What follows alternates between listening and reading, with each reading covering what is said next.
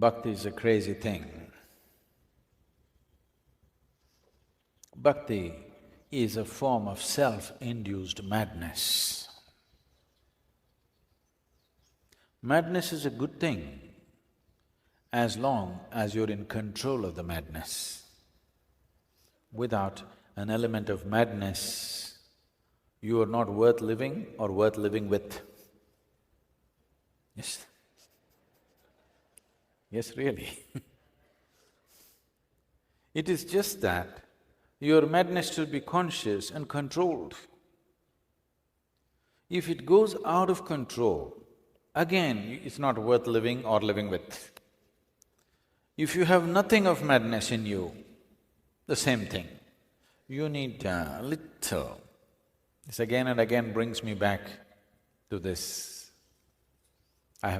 I must have told you a few times. When Kenny Roberts won 5 consecutive MotoGPs, they asked him, "How do you do this?" Because everybody is good on the track, all are company-made machines, everybody's got the best machines, just is 1/100th of a second victory every time.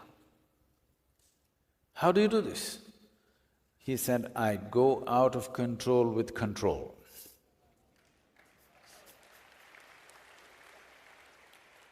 Just that little out of control, you have the courage to go out of control, but you're in control. If you go out of control totally, you're gone. If you don't go out of control, you are Aitoran racer. You complete the circuit every time, safely. Yes? It's very safe to come last. It's very dangerous to come first, because you're going out of control in many places, but with control. So that is a fine edge to life. It will come because in whatever field it is, it will come with enormous sadhana. Without that, it will not come. I'm constantly living like this. I'm always little out of control, but consciously out of control.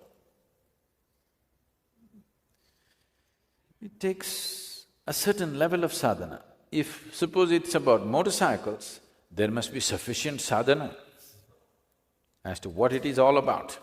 Then you can afford to go out of control. If you are somebody who thinks just balancing on 2 wheels is a great circus, now you don't try such things.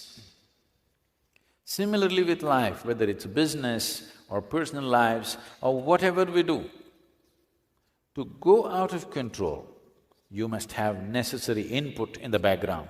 Otherwise, you cannot afford to go out of control. First of all, you wouldn't dare to go out of control. So bhakti is a crazy thing where somebody is consciously going mad.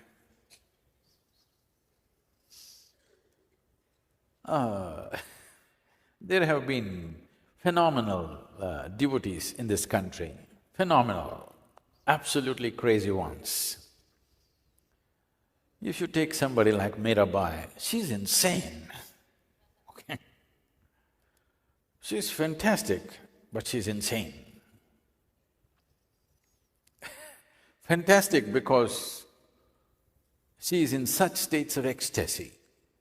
Insane because she's not logically correct about anything. Her personal life, if you look at it, she is such a spunky woman, fighting tooth and claw for small things.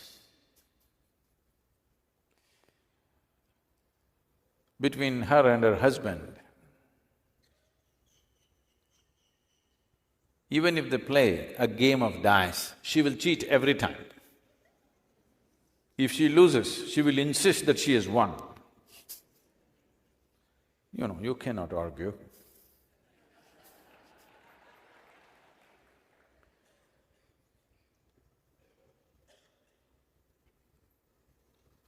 But she's achieved a certain sweetness within herself with this madness, which is unbelievable, which is the envy of anybody. So this is the nature of a devotee, consciously mad. If they want, they can roll back their madness. Those of you who've been in Bhava-spandanas, you have seen what it means to go consciously mad.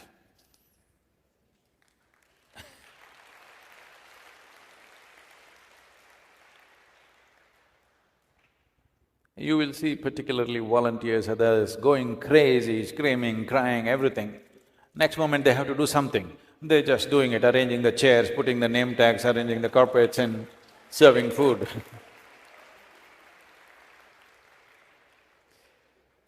This is going consciously mad, because without that edge of madness, madness essentially means you've gone out of control, but you're going out of control with control, then it's all fun. If you completely go out of control, it's not fun. If you're completely controlled, then there's no fun at all. So devotion is that dimension where you break the limits using emotion as the main force. After some time, your energy, your body, your everything gets involved in it gets consumed. But the main force, the driving force is emotion. Now, I don't know, maybe a few of you, some of you witnessed the making of the Devi. How many of you were there for the consecration of the temple? But before that I was working with a few other people.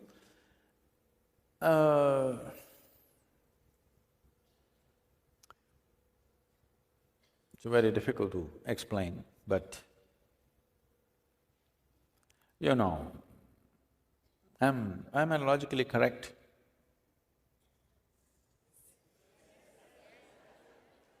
Hey, whatever I say, you must say yes. Am I logically correct generally? Generally. That's an insult. I'll take it, it's all right. But for those few months, I slowly worked myself into a certain level of devotion, where everything about me within myself started changing dramatically. My energies, many things changed, I don't want to go into the detail. So many aspects of me changed, simply because I just transformed myself into a devotee. The way I went at it, people thought I'm going to live in the Bhairavi temple. Yes If I just look at Bhairavi, tears come to me and people thought I'm going to live in the Bhairavi temple, but I never enter the Bhairavi temple except for some administration and maintenance purposes. Never going there as a devotee anymore. But for those few months, I was an absolute devotee, kept all my logic aside, simply drove myself into it because it was needed for that purpose, otherwise that won't happen. So devotion is another dimension of intelligence. A devotee may look like a fool for a thinking person, but a devotee always has the last laugh because his experience of life is so sweet. A thinking person's experience of life is never too sweet. Most of the time it's confusion and confusion. If you think too much, you're confounded.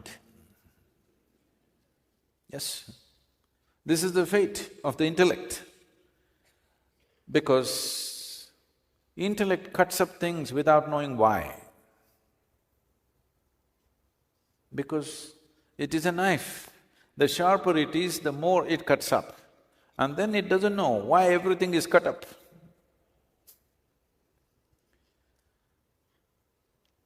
Devotion is a different dimension of intelligence. What an intellect may take 100 years to know, devotion can know in a moment. Because devotion is the power of inclusion. Intellect is the power of dissection. Intellect is exclusive. Devotion is absolutely inclusive. It is just that if you do not have a stable intellect and then you go into devotion, you may go mad. You need not have a high funda intelligence or intellect, you need a stable intellect. Without a stable intellect, if you rev up your emotion, you will go crazy, you will not be able to come back. So a devotee needs a stable intellect, but a fiery emotion. If this fiery emotion takes over, without establishing a stable intellect, it will burn you. Bhasmasur you become.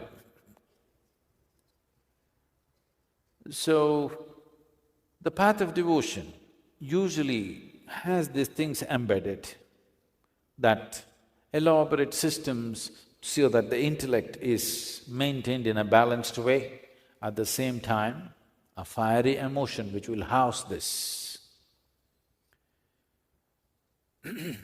In terms of cosmic geometry,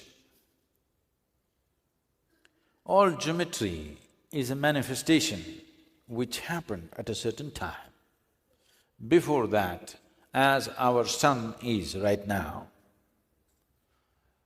everything was nebulous, burning. That is the state of devotion. It doesn't have a form, it is a nebulous thing. That is why it is most potent, and that is why it can be most dangerous. Most people who claim to be devotees are not devotees, they're just deal makers, you know. They're trying to make a deal with the divine, thinking divine is stupid. Devotion means no deal. I want to give everything. I want to burn myself into this, but nothing need to happen. Devotion is like an insect which flies into the lamp. Initially it goes round and round, but then it gets so mesmerized by the light, it goes straight in and it becomes light.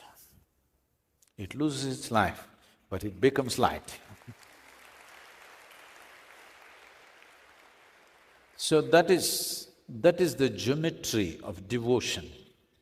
If you lose yourself, you become what you're devoted to. If you're devoted to the divine, in the process if you lose yourself, only when you lose yourself, you become the divine, you are not a devotee of the divine. So this is its geometry, it's a different dimension of geometry. It is not square and hypotenuse kind of geometry. It is the geometry of the nebulous. It is not the geometry of the material. It is not a geometry of form, it is the geometry of the nebulous.